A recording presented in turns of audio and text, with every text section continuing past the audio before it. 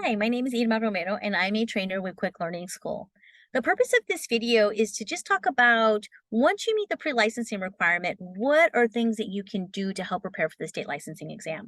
I'm going to talk about some best practices. I'm going to talk about the exam. I'm not really talking about any content per se, as far as like if you see term, term has no cash value. I'm not going to talk about or keywords for different questions. I'm really talking about how do you approach it, right? Students will complete the pre-licensing and then they find that the pre-licensing wasn't enough to prepare them for the test. And that's pretty common and that's okay. So what are some other things that you can do? So we have a program, we've been teaching students how to prepare for their state licensing exam in California since 1983. And so we kind of know what we're doing, I would say. And we have different options for you. And these options our program has evolved over the years. As we learn about people's learning styles and their preferences, we have some recommendations. So feel free to give us a call or to send an email or post below in the video, and I'd be happy to guide you through the process to figure out what might be some best practices or tips for you specifically to help you prepare for the exam. So a couple of approaches or options here. The first one is you got to study questions and answers. You got to get into that mindset of reading a question and then knowing what the answer is. And the only way you can do that is through practice, right? You practice, practice, practice. You've got to set the time aside and actually read practice exams and read questions and answers with explanations. I usually equate that. I'll tell you a quick story I usually tell in class, and that is that you can read a book about running. That's like doing the pre-licensing. But just because you read a book about running doesn't mean that it's going to prepare you to run a marathon, right? Or a half marathon for that matter. Unless you've got like total like mindset for it, then yeah, you know what? You could probably do it. However, it's oftentimes not enough. So if you want to run a marathon or a half marathon, what's the best way to prepare is you've got to put your tennis shoes on and your sneakers or your runners or whatever you want to call them, and you've got to do the miles. You got to go out on the road, go out on the street, or go out on the pavement or the track, and you've got to put the miles in and you've got to run. And that's what studying questions and answers and studying our playbook is about, is that you practice reading questions and answers, and we have a specific way to help you study questions and answers in a way that you will learn more faster, you will retain more information, and also prepares you for from a mindset approach on how to prepare for the test. You can't get around that part of it. You got to do it.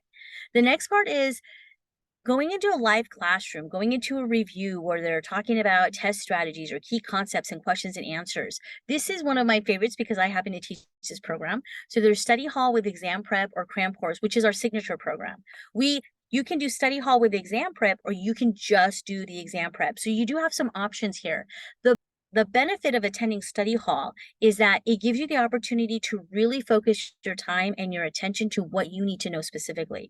When we teach study hall and the cram course, that's what we focus on. We focus on things that you're likely to see on the exam. We focus on key points that students might be challenged with, and to help you remember, give you key words to help you remember things that will the answer when you take the exam. And the next one is just as important as studying the course material to prepare, right? And studying questions and answers. And that is learning how to take a test, learning test taking techniques, right? I think that everybody has their own test taking techniques, and either their test taking techniques work or they don't work. And if they don't work, then you've got to find ones that do. And part of our cram course, like the first 30 minutes to an hour of our cram course, is actually focused on test taking techniques and strategies to help you move through the exam, to be aware of some of the things that might get in the way when you take the test. So focus on what matters most, right? So the first thing is, schedule secure your seat, secure the time and date for your licensing exam. That helps with the mindset. That helps with knowing that you have a destination, you know where you're going. Oftentimes students will show up and they'll schedule their test when they feel like they're ready. You know what? A lot of times you're not going to feel like you're ready. And so it's best to put that finish line out there, right? I always tell students that if you don't schedule your test, it's like running a race without knowing where the finish line is. You've got to have that destination. Just like I think in the 7 habits, right? They always start with the end in mind. So the end for this is the licensing exam, right? Passing the licensing exam. So you've got to schedule that date and secure that date early, meaning schedule it before you show up to your first day of class. Schedule it before you start your pre-licensing. It's important to get that date out there. Also, if you wait too long, I just taught a class and I have a student, he waited too long, right? He wanted to take his test next week and now he's got to wait. Let's see, today is the 2nd. Now he's got to wait till the 11th because there's no spots available and he wants to take the exam in person. The other thing is you want to study exam prep material specific to your state or specific to California. Now, I used to emphasize this and think this was really important. But one of the things that I learned during the pandemic, based on my YouTube channel, people would found me and they would show up to my classes and they were like from Vermont, they were from Florida, from Arizona, from Texas, from Colorado. And so I've had students from other states take our study hall with exam prep. We are not approved in other states. The only state we're approved in to do pre-licensing is California. However, insurance concepts are the same no matter what state you're in, right? Insurance doesn't change just because you cross state lines. And so students have actually benefited from showing up to study hall and getting the basics. A lot of times if you have the basics and you have enough of the basics, it's going to help you get through the test. And so again, I used to emphasize this. I do emphasize it in California because California is its own state. So just like every other state, but you know what I mean? We have our way of doing things. We've got an annuity requirement, we've got a long-term care requirement, and now we have an anti-fraud requirement. And when I'm talking about these requirements, I'm talking about continuing education. And so those are specific things that you'll learn more about after you get licensed, and you'll have to complete after you get your license, depending on what products you offer. However, if you're in California, you might as well increase your chances of passing the exam and attend our program. And one of the things that I've done for students who come to us from other states is I'll look up the educational objectives or the outline for the test in their state. So I have like a folder that has the outlines for other states from students that I worked with. And so if you happen to be one of those students that I've not looked that up and you join us, then I would do that for you. The thing that you want to be very clear about though, is that the rules and regulations change from state to state. So they might be the same or similar, but there may be also variations. So just having an awareness of that. And then the last thing here on our best practices is, to learn test taking strategies. This is important because you want to pass the course the first time. There's a cost associated with not passing the first time. It's not just a financial cost, it's a mental cost as well. It's a motivation, right? When you start something, you start to gain momentum. And then all of a sudden you have this momentum, you're excited, and then you get stopped because you didn't pass the test. You'll be surprised with how many students they don't pass and then they do the same thing trying to figure out, oh, okay, if I don't pass the first time, I'll just keep doing what I did before and then I'll pass the second time and then the third time, and they don't, and they just wasted all that time and money, really. So consider doing it different and reaching out to us. If you're one of those students who've taken the exam and you haven't passed yet, then reach out to us. We work with students who don't pass the test and we find out, well, what they need. What do you need more support with? Sometimes it's not like I need to know more. Sometimes it's like, how do I take a test, right? People getting anxious and they don't know how to manage their state. And so we teach a couple of techniques on how to do that. And let's see. Oh, I didn't even notice the typo with below best practices. You know how many times I've showed this slide? Nobody's noticed it, and I just noticed it now. So I know there's a typo on this slide, so do not post it down below. Start with techniques that will help you grow your career, and that is so important because I have a friend who told me how it starts is how it continues. So build best practices now because this won't be the only test that you take. If you really want to excel in this career, you're going to go on to hopefully get your designation, get certifications, and pursue higher levels of education and learning the product and learning the business of insurance because it's just going to make you more successful. And it puts you in a position. This is the most important part, I believe. It puts you in a position to be better equipped to help your clients because that's what we're in this business for, right? I'm in the business myself and I'm in the business to help my clients.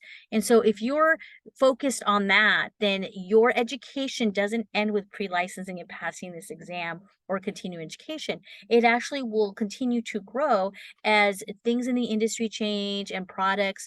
If you want to offer other products, you've got to learn those products too. So here is a slide to just talk about the difference or talk about study hall with exam prep and the one-day exam prep intensive only. So you can focus 2 weeks in preparing for the test and spread it out, or you can just join us for one day. And either way, you're going to benefit from that. It's best prior to taking your exam to attend study hall with exam prep or just the exam prep. We clarify the essentials, the things that you need to know, and we focus on key points. We go over test taking strategies, and it gives you an opportunity to ask questions. Sometimes we'll have students that show up who've taken the test before, and they share their wisdom, they share their experience with other students and things to look out for. And what I mean by that, they're not telling you what they saw in the exam because they don't remember, right? I mean, they didn't pass. So, but what does help you is their commitment to passing, and they'll tell you, oh, you don't wear, a hoodie because in California, and I don't know what it's like in other states, but PSI, you can't wear hoodies when you take your exam. And the other thing too, it's when you hear it from another student, and that's already been through that experience, it's like they have more credibility, and students really listen. They talk about their experience with remote testing. And so it's just one of those things where you're not alone. You're not going through this process alone. And so join a community of filled with other students who are on the same journey you are, which is to get your license. And it's one of those, I mentioned this in class, where I think it's a rite of passage. This is a one-time thing. Hopefully you don't ever do it again. And it's a rite of passage into a new career. It's a rite of passage in doing something different. Maybe for you, you might get a promotion from it. I don't know where you're at. There's so many different entry points into this career, in this industry. And it starts with getting your license. So study hall with exam prep or 1-day exam prep, regardless of which program you join us for exam prep, all of our tuitions include our study manual, sample questions and answers. Our study manual includes what we call quick notes and key points that you need to know. So every section we have like the life and health, and the property and casualty, every section starts with quick notes. And so that will help you as well to prepare not just questions and answers, but the key points you should know. And finally, before I complete my time with you, I just want to just touch on what's the cost of failing to you. And, one of them is the distraction and the loss of time. I've had students say, oh, yeah, I started this program like 2 or 3 years ago and I ended up going a different track. And now I'm back to this again and considering the insurance industry as a career option. And they lost all that time. One of the cool things about being in the insurance industry and actually starting your own agency is you get residual income, you get renewals on the business that you write.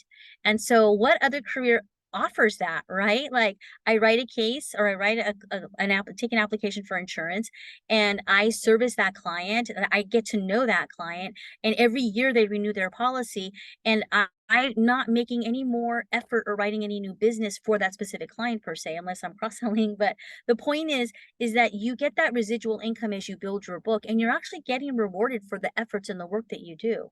And so the distraction, the loss of attention when you fail, right? People don't want to face it sometimes. And then I admire the students who are like right back at it, right? They don't pass the first time, but they come back and they take it another time.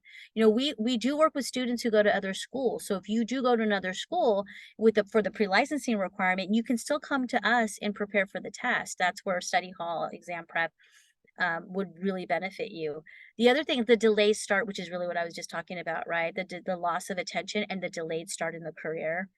People get discouraged. And then the biggest piece is losing momentum. When you start something, the biggest amount of energy is at the beginning when you first start. Because once you start, then you just go with the momentum, right?